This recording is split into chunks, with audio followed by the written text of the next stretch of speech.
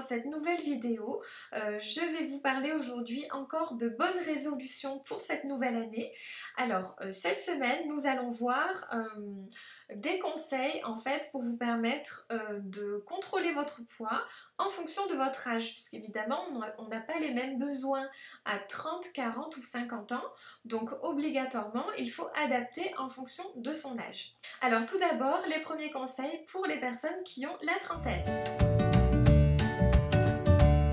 Alors premièrement, il faut penser à manger suffisamment de viande rouge. Tout simplement parce que la viande rouge apporte beaucoup de fer et en général, quand on a la trentaine, on est encore réglé et donc on a un besoin de fer qui est toujours important. Donc il faut veiller à avoir une alimentation équilibrée et puis bien évidemment pour vous permettre d'apporter suffisamment de fer dans votre alimentation. Et pour vous permettre évidemment de lutter contre la fatigue. Et quand on est fatigué, évidemment, on a tendance à grignoter et à avoir des fringales. Donc si on peut éviter d'être fatigué, et ben on peut aussi éviter de grignoter et ça c'est forcément meilleur pour le poids. Alors évidemment, quand on a cet âge-là, on a tendance à faire pas mal de repas sur le pouce, c'est-à-dire des repas vite faits, vite achetés, vite mangés. Donc en fait, si ça vous arrive, je vais vous donner un conseil dans le choix de ce qu'il faut prendre. Alors ce qu'il faut, c'est choisir plutôt quelque chose à base de féculents, notamment par exemple un sandwich ou alors une salade à base de riz, de pâtes, de blé, voilà, pour bien vous caler, pour éviter de grignoter du coup en fin de journée.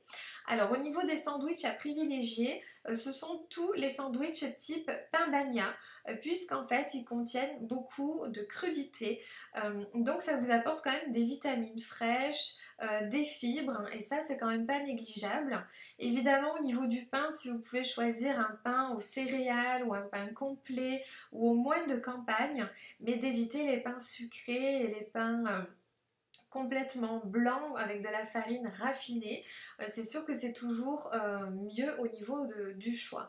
Après vous pouvez rajouter évidemment un fruit en plus et puis si vous le pouvez un laitage ou alors un peu de fromage tartiné par exemple dans le pain comme du Saint-Mauré ou du carré frais ou un peu de chèvre frais tartiné sur le pain avec les crudités, un petit peu de protéines comme du thon, du jambon ou des œufs durs, hein, ça peut vous permettre comme ça d'avoir un repas quand même équilibré et puis qui vous tienne au niveau satiété un certain temps. L'avantage à la trentaine, c'est que quand on fait des écarts, on peut encore toujours corriger son repas suivant et on ne prend en général pas de poids.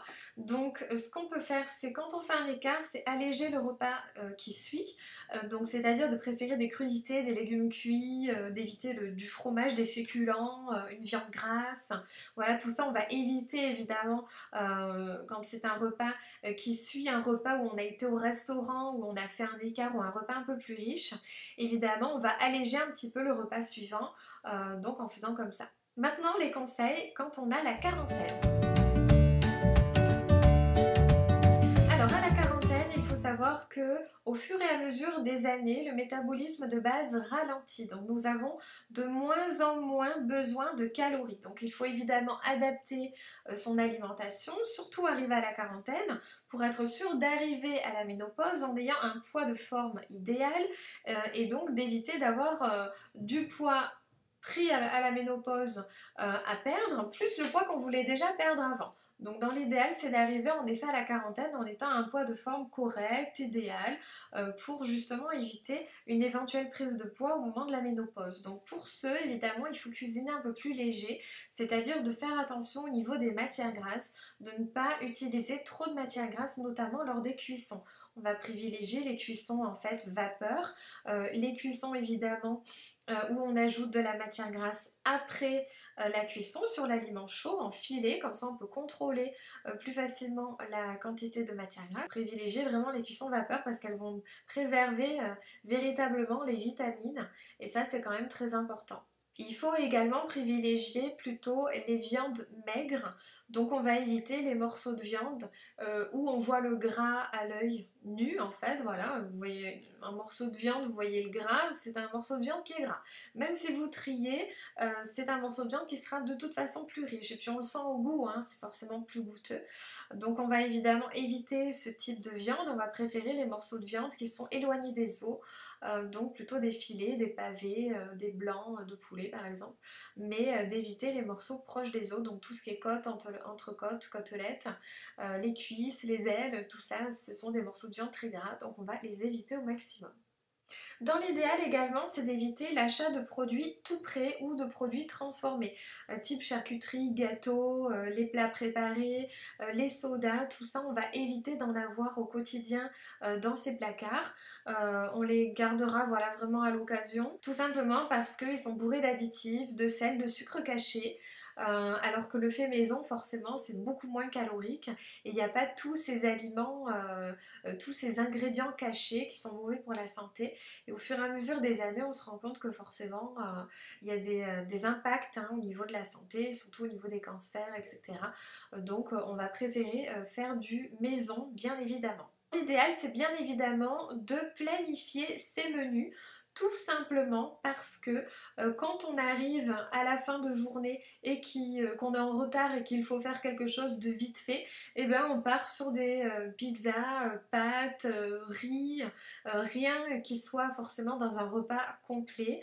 Donc on va préférer prévoir, planifier ces menus un petit peu à l'avance, sachant que ce jour-là, bon bah je rentrerai plus tard, bon bah je prévoirai tel menu. Ou même si vous ne savez pas que vous allez rentrer tard, déjà le fait de savoir que ce jour-là vous avez ça à manger, déjà ça vous permet de gérer au niveau des dates de péremption, ce qui est quand même important, comme ça vous évitez de jeter à cause de ça. Et puis surtout ça vous permet du coup d'arriver chez vous et de vous dire bon ben voilà il y a ça qui est prévu, je fais ça. Alors que si on ne sait pas, ben on se fie un petit peu à ses envies et puis au temps imparti, et puis quelquefois ça fait des dîners déséquilibrés. Donc dans l'idéal, on va plutôt éviter, bien évidemment, de ne pas prévoir ces menus. Les conseils pour la cinquantaine et après. Il faut rajouter une activité physique, puisqu'en fait, comme je vous l'ai dit, le métabolisme de base ralentit au fur et à mesure des années. Donc pour compenser justement cette perte calorique, il faut bien compenser la perte musculaire, puisqu'évidemment on perd du muscle hein, au fur et à mesure des années, on ne va pas perdre de la graisse comme ça naturellement, ce serait beaucoup trop facile.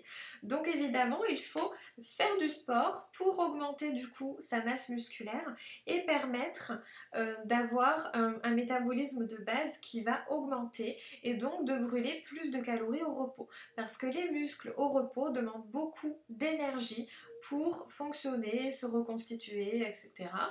Donc obligatoirement, plus on est musclé, plus on brûle des calories au repos. Donc ça c'est un avantage vraiment non négligeable après la cinquantaine. Dans l'idéal c'est d'avoir une activité entre 2 et 3 fois par semaine. Alors essayez de choisir une activité qui vous fasse plaisir, dans laquelle vous vous sentez bien, et puis en fonction de votre vie aussi, hein, selon le temps imparti, et puis en fonction de vos éventuelles pathologies, bien évidemment. Il ne faut pas zapper les protéines parce que si vous faites du sport, vous avez forcément besoin de protéines. Donc veillez à en avoir toujours au moins une fois par jour. Donc les protéines, ce sont viande, poisson et œufs évidemment. Et puis on en trouve aussi également sous forme de protéines végétales dans les céréales et les légumineuses. Donc n'hésitez pas à en consommer une fois par jour évidemment pour vous permettre de bien reconstituer la masse musculaire.